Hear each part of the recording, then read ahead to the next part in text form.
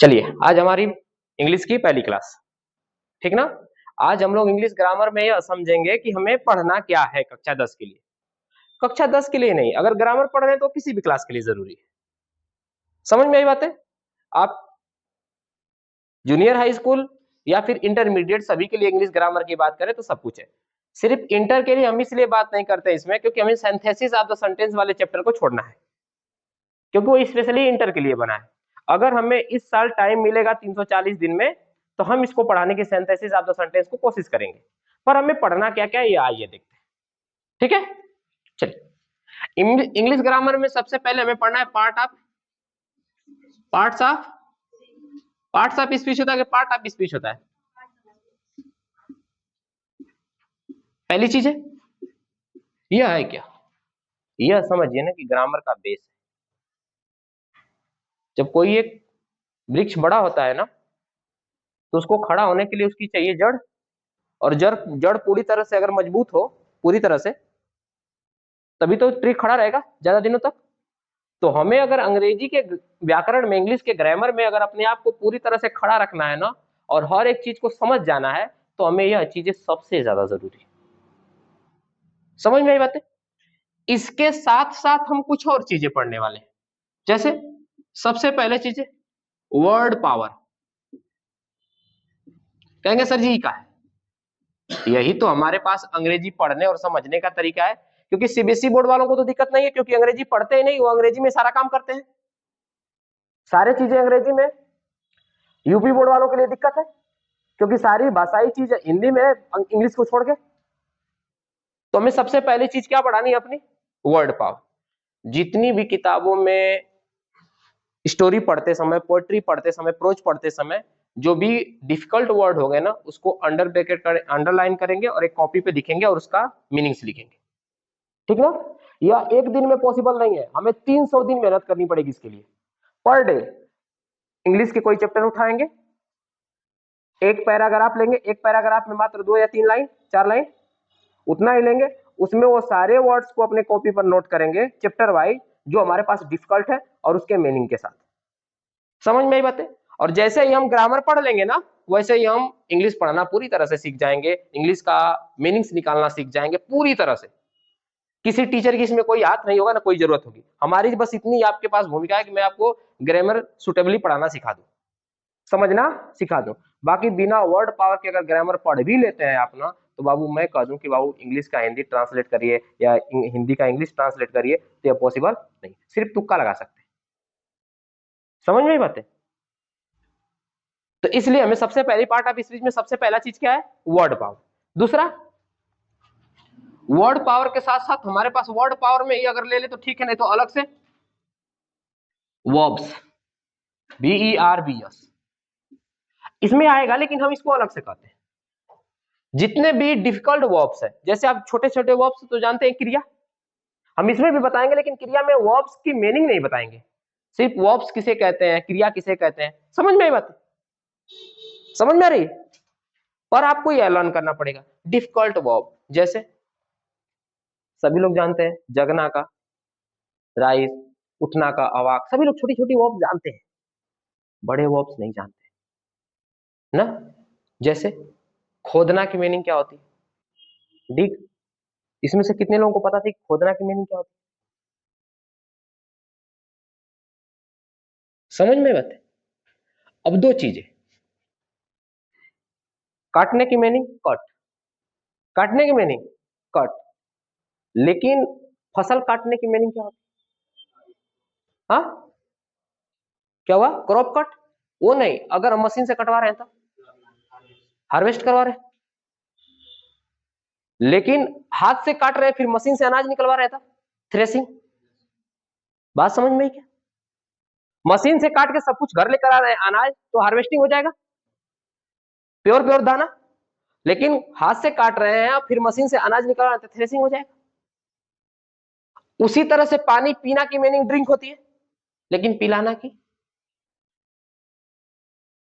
सुमित बेटा, what is the mean by पिलाना? खाना की मीनिंग फूड, खिलाना की मीनिंग फीड। खाना की मीनिंग क्या होती है? फूड। तो खिलाना की feed, F double E D. Word power कितना जरूरी है तुम लोग सोच लो कि हम कहते हैं अंग्रेज इंग्लिश में बात करता है, अरे भाई हम तो हिंदी में बात करते हैं, हमारे लिए वो अंग्रेजी में बात करता है, उसके लिए हम किसमें बात करते हैं, हिंदी में। हमारे लिए वो डिफिकल्ट है, उसके लिए हम डिफिकल्ट है। बात समझ में आई क्या? एक अंग्रेज बोला, बहुत हिंदी सीखा था, एक अंग्रेज बोला ना कि हम तुम्हारे इंग्लिश का सब हिंदी का सब जानता है, सब मतलब तुम्हारे हिंदी का जानता है। दियाती था कौन, बोला सब जानता है, हम एक हिंदी बोलेंगे तुमको उसका अर्थ बताना है। दो तीन को हिंदी बोला, अर्थ बता दिया, बोला अंग्रेज तुम हमको हल्का में लेता है, हम हल्का नहीं है, अगली मीनिंग। समझिएगा बात को, अगली मीनिंग क्या थी? जो व्यक्ति हिंदी बोलने वाला था हाथ जोड़ा और बोला तारारा पुक। क्या बोला? ओम तारारा पुक। अंग्रेज बोला, अंग्रेज बाबू हम क्या कहता है, कहीं तुम पूजा करता है, पूजा नहीं करता है, तुम्हारे लिए जो डिफिकल्ट है वह भाषाई आधार पे दूसरे के लिए आसान हो सकता है, जिसकी वह भाषा है। लेकिन अगर हमें भाषा सीखनी, देखिए हमारी यह सबसे खराब स्थिति है बाबू ना, कि हम अंग्रेजी के पीछे भागते हैं। ये हमारी वैल्यूएशन नहीं है, सरकार की वैल्यूएशन है, अंग्रेजी को प्राथमिकता देना। कोई भी बोर्ड का एग्जाम होता है, कोई भी कॉम्पिटेटिव एग्जाम होता है बच्चों ना, कोई भी, इतना समझ लीजिए ना कि हिंदी में शब्द गलत होगा तो उसके लिए मान्यता नहीं होगी, अंग्रेजी वाले को क्या दी जाएगी, मान्यता। पहली प्रोबेबिलिटी क्या बनेगी कि अंग्रेजी को क्या दे दो, मान्यता। चाइना कहते हैं ना कि क्यों आगे है, जनसंख्या में भी आगे, लेकिन व्यवसाय में भी आगे, किसी पे डिपेंड है नहीं है। रीजन क्या है ना, दुनिया में किसी भाषा के पीछे वो नहीं पड़ा रहता है। कहीं कुछ भी भाषा बोली जा रही है, हम उससे मतलब नहीं रखेंगे। हम किससे मतलब रखेंगे? सिर्फ और सिर्फ अपनी भाषा से। चाइनीज चाइनीज चाइनीज, समझ में आई बात है? दुनिया के सबसे डिफिकल्ट लैंग्वेज में से चाइनीज और जापानी है, सबसे डिफिकल्ट। चाइना वाले अंग्रेजी के पीछे भी नहीं भागते, इतना तक कि कुछ भी करेंगे ना अपनी ही भाषा में, कहीं और व्यवसाय ही नहीं खोजते हैं, अपने आप व्यवसाय बनाएंगे। आप ही सोच लो ना कि चाइना वाले जब कुछ बनाते हैं बाबू ना, तो वो प्रोडक्ट कितना सस्ता होता है, सोच लो। भारत में वही चीज बने कितना महंगा होगा। सोर्स, टेक्नोलॉजी, बहुत सारी चीजें। तो हमें दो चीज जरूरी है, एक तो वर्ड पावर और दूसरा वर्ब्स। वर्ब्स भी वर्ड पावर के रूप में ही याद करें। अगली चीज है पार्ट ऑफ स्पीच में क्या है कि हमारे पास सबसे जरूरी, कहेंगे सर जी बचपन सिखा रहे हैं क्या? नाउन, प्रोनाउन, एडजेक्टिव,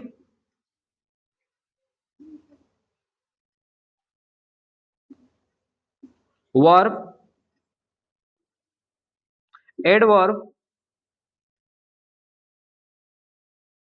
प्रीपोजिशन, प्रीपो,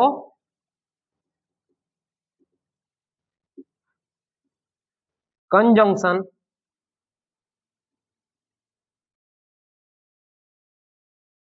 और लास्ट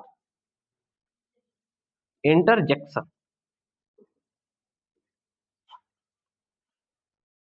ठीक है, कितनी है हमारे पास टोटल? 8।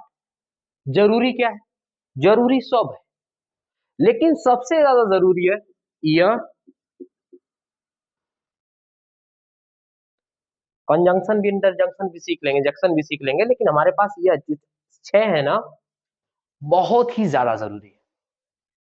नाउन पढ़ेंगे पर पार्ट ऑफ नाउन नहीं पढ़ेंगे, प्रोनाउन पढ़ेंगे पर पार्ट ऑफ प्रोनाउन नहीं पढ़ेंगे, क्योंकि हम डीपली में इतना जाएंगे ना तो हमारे पास बाकी चीजें छूट जाएंगी। राजा बनकर के आइए, इतना डीपली में जाएंगे ना तो बाकी चीजें छूट जाएगी।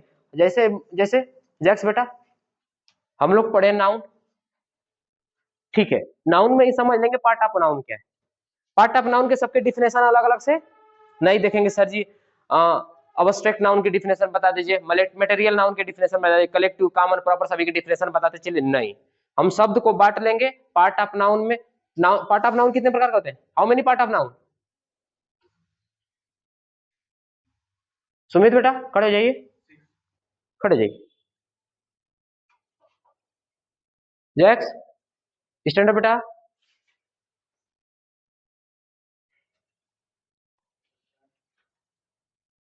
अभी हमारे पास 3 ही बच्चे हैं जिन पर हम भरोसा कर सकते हैं।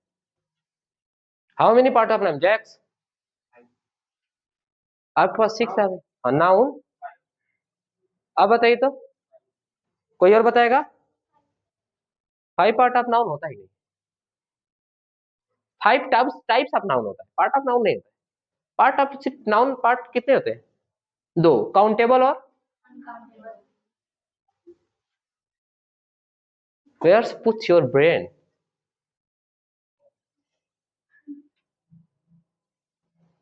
पार्ट कहूं तो 2, टाइप्स कहूं तो 5, बस यही बातें तो कंफ्यूजन करती है। बैठ जाइए, बैठ जाइए मेरे बच्चों। था याद सब कुछ, डिफाइन हम कर ही नहीं पा रहे थे अपने मन में, है ना सुमित? कितने पार्ट होते हैं? 2, काउंटेबल और अनकाउंटेबल। हम यहीं से सीख लेंगे, पहले काउंटेबल और अनकाउंटेबल जैसे ही पढ़ेंगे ना वैसे ही समझ देंगे काउंटेबल में कितने आते हैं और अनकाउंटेबल में कितने आते हैं, और टोटल मिलकर कितने होंगे, बस। उसी तरह से हम प्रोनाउन के बारे में सीखेंगे। किसके बारे में?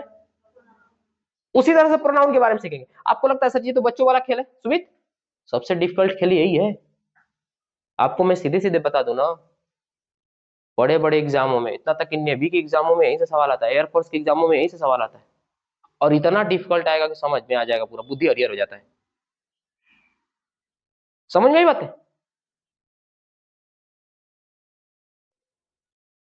प्रोनाउन के कितने पार्ट होते हैं? 11। कहां पढ़े हो? 11 होते हैं, 14 कहीं कहीं लिखे। अरे आप तो ऐसे ही समझ लेना कि पॉजिटिव, डेमोन्स्ट्रेटिव, बहुत सारे ऐसे, अभी तो गिनवा दूंगा मैं आपको, बहुत सारे हैं, परेशान मत होइए। लेकिन अगर हम प्रोनाउन के पार्ट पढ़े तो फंस जाएंगे। इंट्रोगेटिव प्रोनाउन भी उसी में आता है, एक्सक्लेमेटरी भी आता है, पॉजिटिव भी आता है, डेमोन्स्ट्रेटिव भी आता है। समझ में आई बात है? दिस दैट दिस दो सब तो प्रोनाउन ही है। व्हाट वेयर व्हेन व्हाई 14 को ये भी इंट्रोगेटिव प्रोनाउन है। बात समझ में आई? उसके बाद एडजेक्टिव मॉडिफाई करता है इन दोनों को, डिफाइन और मॉडिफाई दोनों करता है। क्या करता है? एडजेक्टिव इन दोनों की विशेषता बताता है, मॉडिफाई नाउन ऑफ प्रोनाउन। बात समझ में आई? इनके बारे में भी पढ़े। उसके बाद हमारे पास ये इसलिए पढ़ना है ना कि इसके 2 पार्ट आएंगे। वर्ब के कितने? ऑक्सिलरी और हेल्प, ऑक्सिलरी वर्ब और मेन वर्ब। बात समझ में आई क्या? इसी में हम ऑक्सिलरी पढ़ेंगे जिनका इस्तेमाल हम किसमें करेंगे? नरेशन में छाट छाट के करने वाले हैं, डायरेक्ट वॉइस में छाट छाट के करने वाले हैं, टेंस में छाट छाट के करने वाले हैं। और टेंस को डिफाइन करने के लिए वर्ब का ही पार्ट जो हम ऑक्सिलरी वर्ब के रूप में जानते हैं ना, उसी पढ़ेंगे। और ऑक्सिलरी वर्ब के 2, एक तो हेल्पिंग वर्ब और दूसरा मॉड्यूल वर्ब। बात समझ में आई? हेल्पिंग वर्ब और मॉड्यूल वर्ब। मॉड्यूल किसे कहते हैं? विल सेल, जो क्रिया को बदले ही ना। कुछ ऐसे हेल्पिंग वर्ब आते हैं जो क्रियाओं को बदल जाते हैं। बात समझ में आई क्या? सभी लोग कोई दिक्कत हो रही इसमें? कोई दिक्कत नहीं। जैसे ही हम वर्ब पढ़ेंगे एडवर्ब पढ़ लेंगे, और हमारे पास इसको तो बढ़िया से पढ़ना है बाबू। इस वाले को फिगर बना बना के पढ़ेंगे, जो बच्चे पिछले साल पढ़े होंगे, है ना? above, on, at, into, preposition. What is the preposition? वह शब्द जो स्थान को दर्शाए। किसको दर्शाए? वह शब्द जो स्थान को व्यक्त करने के लिए किसी स्थान से आगे प्रयोग किया जाए। समझ में आई बात है? जैसे मैं रास्ते पर हूं, अच्छा ऑन द लगेगा कि एट द लगेगा? On the road. मैं चकिया में हूं, इन लगेगा कि एट लगेगा? एट लगेगा। इन माने भी में होता है, पर मैं कह दूं कि मैं मऊ में हूं तब इन लगेगा। द फेमस सिटी, या फिर उस एरिया में सबसे बड़ी सिटी हो। समझ में आई बातें? कोई दिक्कत है क्या? एबव, अपान, ओवर, बात समझ में आई? अंडर, अंडर का भी प्रयोग होता है, इन का भी प्रयोग होता है। अंडर माने नीचे, इन माने में। अगर आप छाया में है वृक्ष के तो इन का प्रयोग करेंगे, अंडर का प्रयोग करके किसका करेंगे?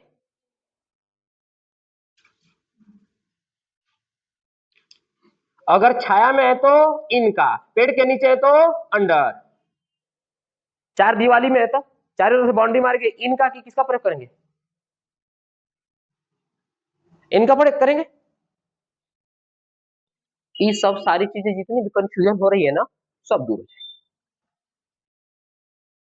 समझ में आई आप लोगों के बात? उसके बाद कंजंक्शन, इसमें एक शब्द छुपा है, जंक्शन। क्या छुपा है? जंक्शन। जंक्शन में सुमित बेटा बताएंगे जंक्शन मीन्स क्या होता है?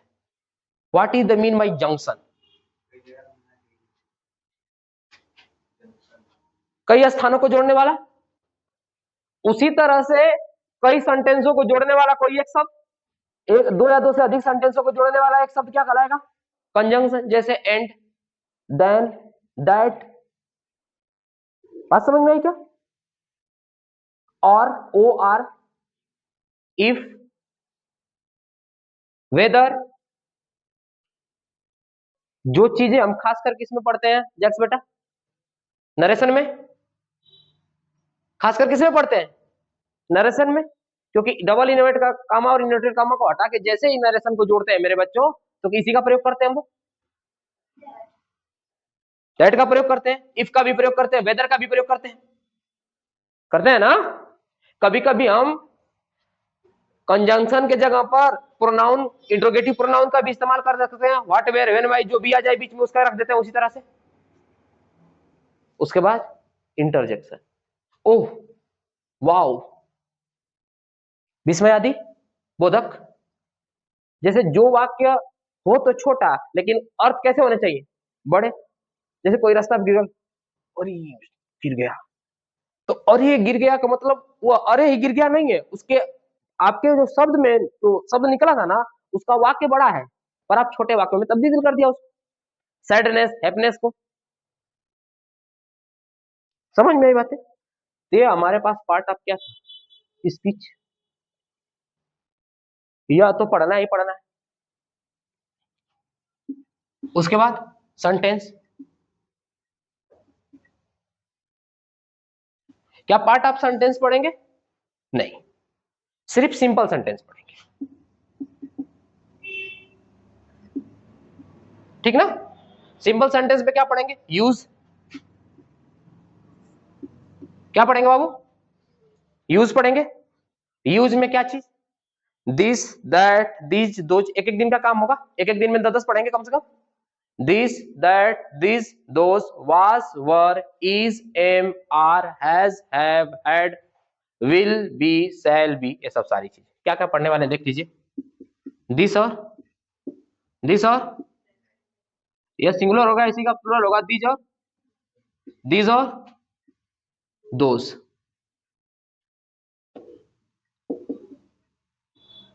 कोई दिक्कत है बच्चों? Is am are, is am, was और वर, वाज और has, have, had, will be और will shall be, will shall, इतनी सारी चीजें। इसके साथ साथ नंबर्स, वचन, सिंगुलर आर प्लूरल। उसके बाद बहुवचन बनाने के नियम, ईएस जोड़ के बहुवचन बनाना, आईईएस जोड़ के बहुवचन बनाना, वीईएस जोड़ के बहुवचन बनाना, वाक्यों में मीनिंग को बदल के बहुवचन बनाना। कुछ ऐसे भी शब्द होते हैं जिनका बहुवचन होता ही नहीं है, सिंगुलर में भी वही और प्लूरल में भी वही। जैसे फिश, फिश माने तो मछली का मछलियां भी फिशेज नहीं होगा, फिश ही होगा।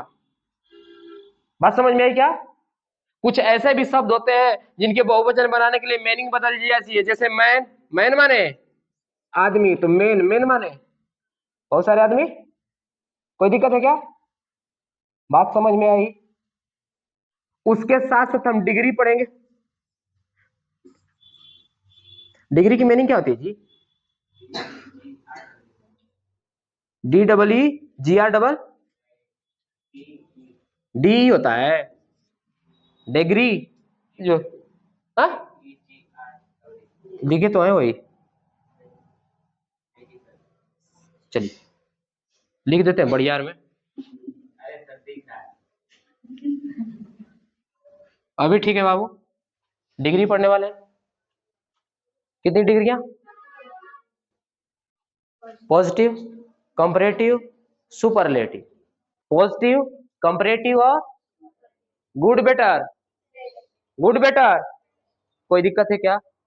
कोई दिक्कत है? नहीं। वर्ब को ही डिग्री में बदल दिया जाता है कभी कभी, समझ में आई बात है? डिग्री हो गया हमारे पास, नंबर्स हो गया हमारे पास। कौन चालू कर दिया जी? देखिए बा सुमित, जाता बेटा देख क्या होता।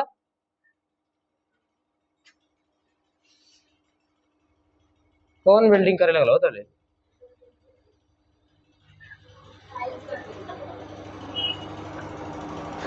क्या कर रही है? क्या हो दिया हुआ पढ़ लगाओ को यार।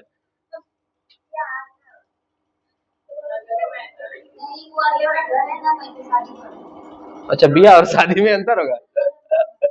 हुआ मतलब बिया और शादी, शादी के बाद रंगीन हो जाए वही में, हाँ कि नहीं? चलिए, कुछ बातें यहां तक समझ में आ रही है? कोई दिक्कत है? किसी को कोई दिक्कत? अगली चीज हमारे पास नंबर्स हो गया, बहुवचन बनाने के नियम हो गए, और उसके साथ क्या हो गया? डिग्री। बोर्ड पे ध्यान से देखते रहिए क्या क्या हमारे पास चल रहा है, ठीक है? डिग्री के बाद मेरे बच्चों, जब हम लोग डिग्री पढ़ लेंगे, नंबर पढ़ लेंगे ना, तो हम लोग टेंस पे आएंगे। TAN होता है टेंस में ना, चलिए वही लिखा, ठीक है? क्या पढ़ेंगे? टेंस। टेंस पढ़ने के बाद रिवीजन करेंगे। टेस्ट इसका ही होगा ज्यादातर, इसका, इसका, इन सभी को रिवाइज करके सिर्फ पूछा जाएगा आप लोगों से, ठीक है? जैसे ही टेंस खत्म होगा, क्योंकि आपको भी पता है कि आपके एग्जाम के दृष्टि से टेंस इतना जरूरी है बाबू कि इसी पर दो चीजें डिपेंडेबल है, एक तो वॉइस, क्या चीज, और दूसरा नरेशन, ठीक ना? क्या डिपेंड है? दो चीजें, वॉइस और नरेशन। अगर आपको टेंस पूरी तरह से आता है, पूरी तरह से बिना कुछ सोचे समझे, तो आपके लिए वॉइस और नरेशन बाएं हाथ का खेल है। सिंपल नरेशन, साधारण वाला, जिसको हम लोग क्या कहते हैं? अफर्मेटिव। बात समझ में आई क्या? इंट्रोगेटिव नहीं, कैसा? अफर्मेटिव। अफर्मेटिव में निगेटिव और पॉजिटिव दोनों जुड़ जाता है। सेंटेंस जब पढ़ेंगे ना, तो इसमें हम आपको बता देंगे कि अफर्मेटिव सेंटेंस किसे कहते हैं, इंट्रोगेटिव कहते हैं किसे, समझ में आई बातें? एक्सक्लामेटरी किसे कहते हैं, सारी बातें समझ में आ जाएगी यहीं पे। पर हमको अगर टेंस सही से आता है और टेंस में पहचान सही से करना आ गया, काम कर लेंगे हम लोग। पहचान करना सही से आ गया तो काम कर लेंगे। अगर आप लोगों से अभी पूछा जाए टेंस के बारे में तो बता ही देंगे, है ना? सभी लोग कहीं ना कहीं पढ़े ही होंगे किसी न किसी स्कूल में, हमरे जैसा या हमसे बढ़िया कोई बकलोल मिला होगा। क्या बोलते हो आप लोग? सुमित बेटा, बढ़िया तो हमसे बढ़िया ही मिले होंगे बाबू, हम भी तो हैं एक थोड़े से कमजोर अध्यापकों में से एक, है ना? कहो कैसन बैठा खींचत वाला वाला में। दादी बाबू के दे दा, उन्हीं के पीछे जो बैठे ले लाओ, ले ला। प्रसाद के मना करे जला, बाद में हमके दवाई के पड़ी। समझिए, पूछा जाए कुछ? इतना देरी से हम 45 मिनट से भूख रहे हैं, कुछ कम से कम आप लोगों से भी पूछा जाए, थोड़ा भुकवाया जाए। तैयार है आप लोग? और आपको रोज लेट होता है, आपको लेट होता है बेटा रोज। क्या करते हैं घर में, खाना बनाते हैं तब? कल से लेट हुआ ना तो छोटा बजा देंगे आपको। बुद्धि समझ में आई? ये जो पीटेंगे तुरंत। कल चेतावनी दे दी, एक दिन दूसरा दिन नहीं। अब अगर कल लेट हुआ, अगर आपको 4 बजे से 1 मिनट भी लेट हुआ, तो हर 1 मिनट में 1 स्टिक जुड़ता रहेगा, याद रखिए। खड़े हो जाइए। उलाला, उजाला, उजाला जी हमें बताएंगी what is the number? Number क्या है? हे बाबू, एक चीज और छूट गया था ना, जेंडर।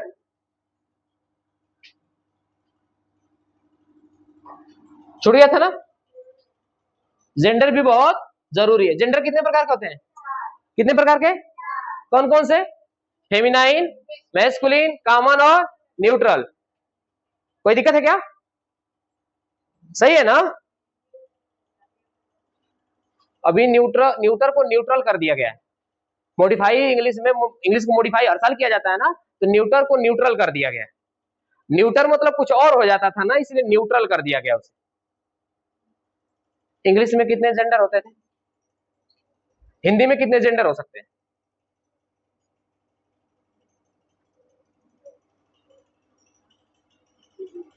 3 ही होते हैं। अंग्रेजी में 4 और इंग्लिश में, अंग्रेजी में 4 और इंग्लिश में भी 4, हिंदी में 3। कौन कौन से? स्त्रीलिंग, पुल्लिंग और नपुंसकलिंग। उभयलिंग नाम की कोई चीज होती? क्यों नहीं होती? क्योंकि निर्जीवों को भी लिंग में बांट दिया गया है।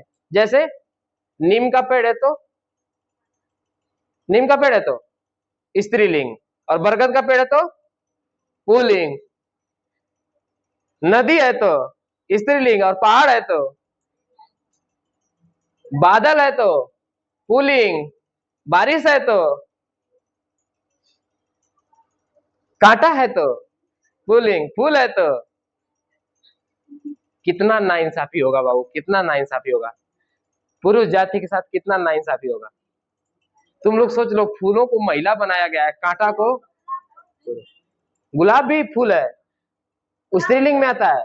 अरे स्त्रीलिंग में आता है बेटा। कभी देखे हो किसी लड़का के लिए गाना नहीं गाया गया है, गुलाब नियन खिलल बाड़ा? छोटू, जैक्स, किसी लड़के के लिए गाया गया गुलाब नियर खिलल बाड़ा? ना,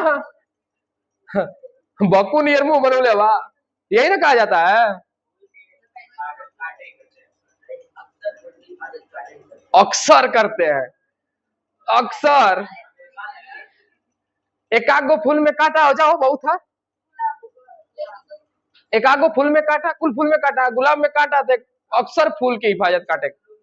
हाँ, अच्छे फूलों में जैसे, अरे रुको ना बेटा, मेरे लल्ला ने कहा दानों को यह बताने की हमें जरूरत है कि अच्छे फूल कौन से होते हैं। अक्सर ही हम बात करते हैं, एक आध गो को अक्सर में गिन दिया। बैठ जाइए आप। ए बाबू अंदर बाहर होगा ना तो सुटिया दे, बैठा चुपचाप। आवत ही पूछी ला स्पाइसेस ने, कैडमम और ये सब का मीनिंग अब पूछा, धुन दे लेते हो क्या? एक बार और समझिए, लेकिन हम इसमें जेंडर पढ़ेंगे, जेंडर 4 टाइप के होंगे, जल्दी समझ लेंगे। अगर हम आपसे पूछे कि किस, सुमित हमें बताएंगे, खड़े जाइए सुमित।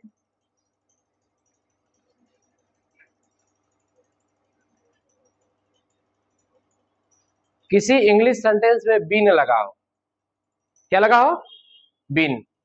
किस टाइप का सेंटेंस? Been, BEEN।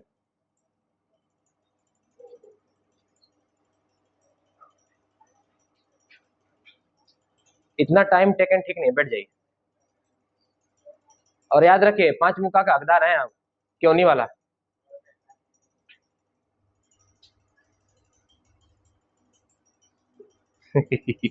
खड़े हो जाइए तो। रिया, रिया खड़े जाइए। ले, आप ही को देख रहे थे, आपको क्या लगता है। रिया 2, रिया, रिया जी हमें बताएंगी। बी वर्ब है या ऑक्सिलरी वर्ब। हाँ, इसका मतलब बी वर्ब नहीं है। बी बी बी इसका मतलब ऑक्सिलरी वर्ब नहीं है। सुमित बेटा, बी को हम वर्ब भी कह सकते हैं, ऑक्सिलरी वर्ब के साथ भी आता है। विल बी और आता है कि नहीं आता है। क्या वहां उसके भाव स्पष्ट होते हैं। नहीं, सिर्फ हेल्पिंग के रूप में ही आता है। बैठ जाइए, कोई बात नहीं, बढ़िया है। जैक्स हमें बताएंगे।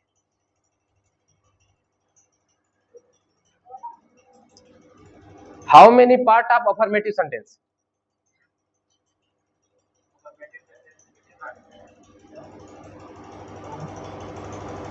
Sumit put your hand down.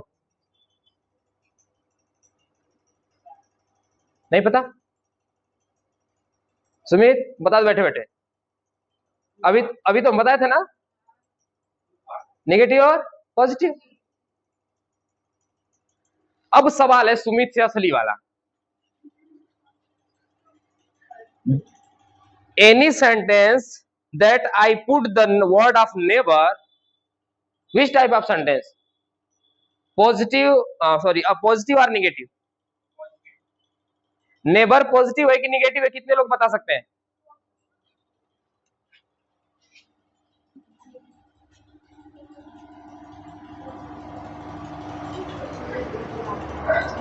अच्छा, यानी वी आर वाले नेबर होता है। वह लड़की बताई हमको आज, बुला गए थे हम। इस समय ना हमारे बच्चे हमारे साथ धोखा कर रहे हैं। पूछो क्यों। कुछ लोग चॉकलेट भी लाते थे तो उनको मलेरिया, लीवर खराब हो गया है, लाते ही नहीं है। कम से कम दिखाते। अरे नहीं खाते, देख के पेट भर जाता है।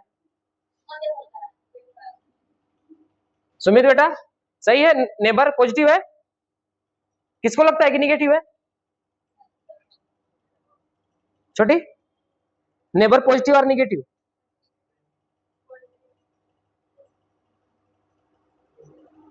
ए पॉजिटिव। नेबर क्या है, पॉजिटिव। हम निगेटिव की बात तभी करेंगे जब कभी कोई काम हुआ रहेगा। हम निगेटिव किसे कहेंगे, नकारात्मक किसे कह सकते हैं, जब उसके विपक्ष में कोई सकारात्मक वर्ड हो। लेकिन जब कभी नहीं की बात आ गई तो फिर कोई पॉजिटिविटी है या नहीं है। कभी नहीं की बात आ गई तो कोई व्यक्ति ने कुछ किया ही नहीं, तो निगेटिव की बात नहीं आती, नकारात्मक की। अर्थात हम इसको पॉजिटिव में डाल देते हैं। किस में डाल देते हैं। अब हमने एक वाक्य दिया सुमित को, हमारे पास सबसे बढ़िया लड़का वही है, पिटाएगा, बताएगा, फिर पिटाएगा, फिर बताएगा, नहीं भी पिटाएगा तभी बताएगा, पर पिटाना जरूरी है। आइए, आई नेवर, सुमित खड़े जा बेटा, I never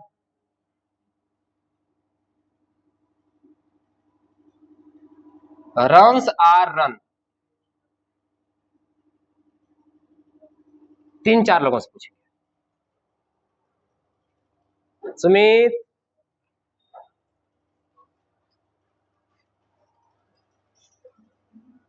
Jacques, Jacques run होगा। कालिका प्रसाद रन होगा। कितने लोगों को लगता है कि रन होगा।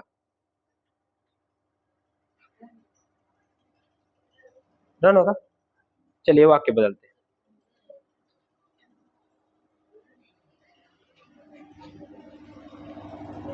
वाक्य बदलते हैं।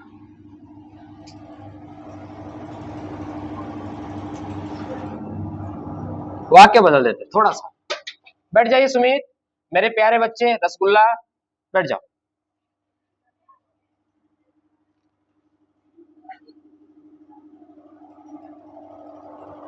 चलिए,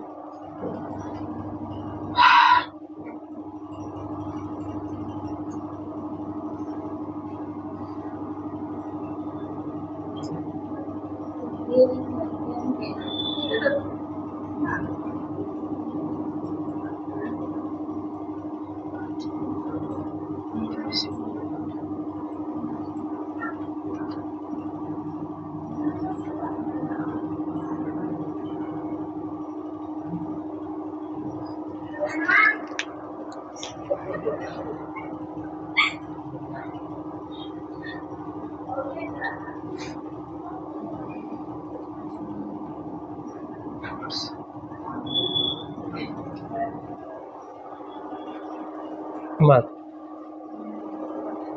सर क्या लिखते हैं? कट यार, कट्स। टी बनाइए।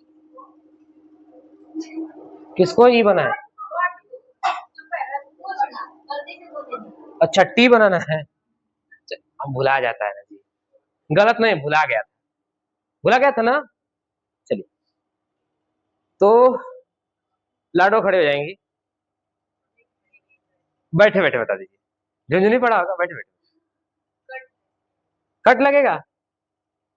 चलिए, रिया जी, कट्स।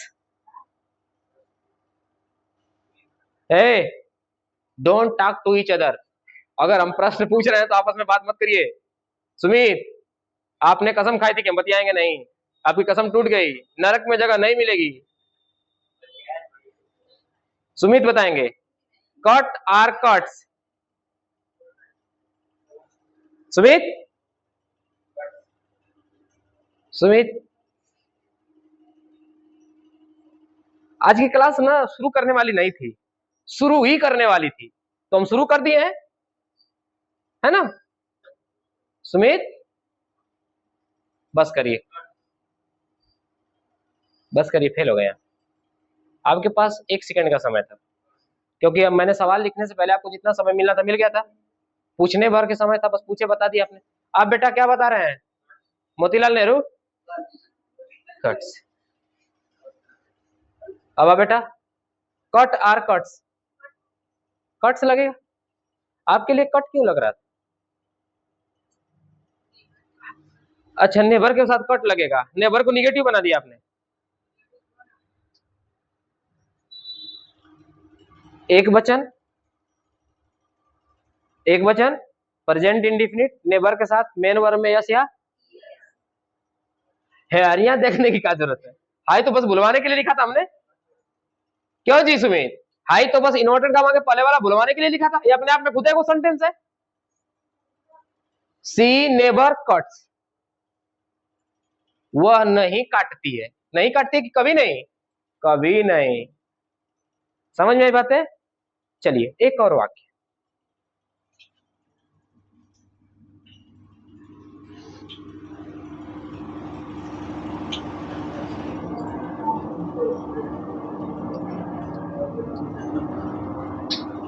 चलिए, सी, देखिएगा ध्यान से।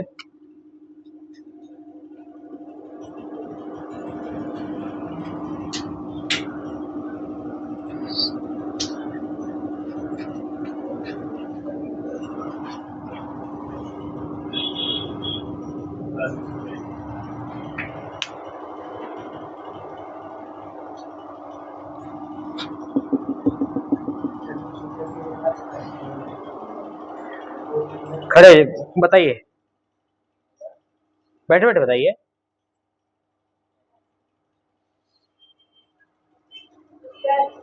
डज, ठीक, ठीक है बेटा, बहुत बढ़िया। अबा जी, डज ही लगेगा। सुमित बेटा, डज, जैक, सभी लोग डज। कोई दिक्कत नहीं थी इसमें? नहीं दिक्कत थी ना? कोई दिक्कत होनी भी नहीं चाहिए, लेकिन वाक्य को मैं थोड़ा बदल दूं, थोड़ा बदल,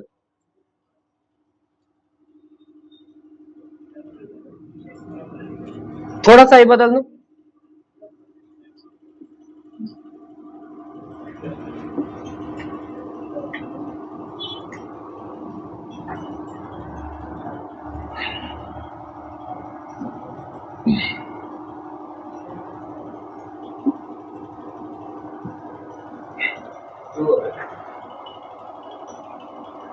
वाक्य बदल गया थोड़ा सा, डू की डज, अब तो डू लग जाएगा प्लूरल के साथ, डू प्लूरल के साथ, कोई दिक्कत?